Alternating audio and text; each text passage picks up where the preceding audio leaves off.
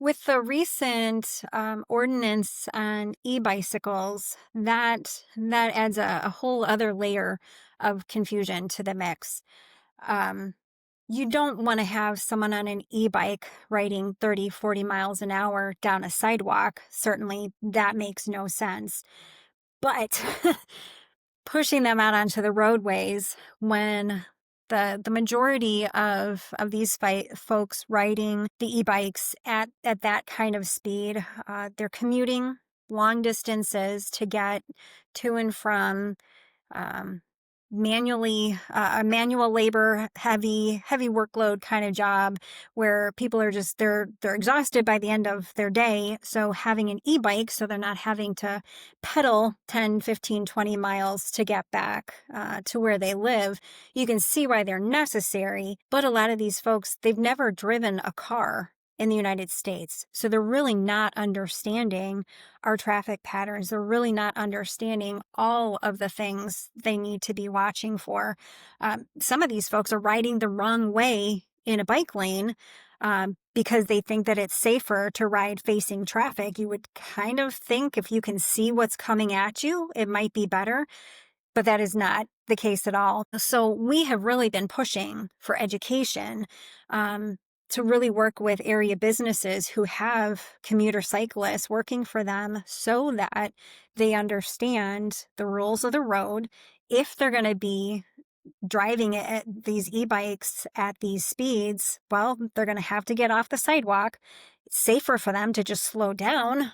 But, you know, biking on sidewalks, that is also a safety concern because drivers entering, say, a parking lot or driveway, if they look on the sidewalk, they're expecting somebody moving slowly, somebody walking.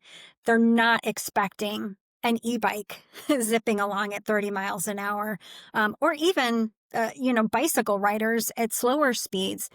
People just have the habit, if they are even paying attention to who's on the sidewalk, they're looking for somebody who's walking and they're not looking as far down on both sides to see if it's safe for them to pull into a driveway, a parking lot, or leave and not impact anyone.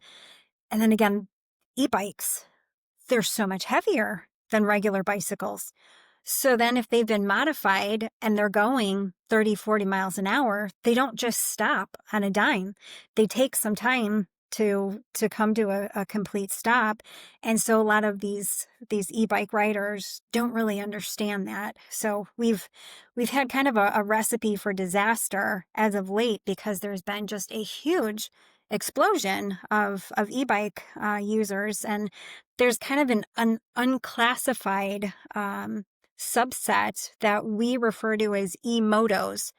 The three different classes of e-bikes, the top rated manufacturer speed is 28 miles per hour.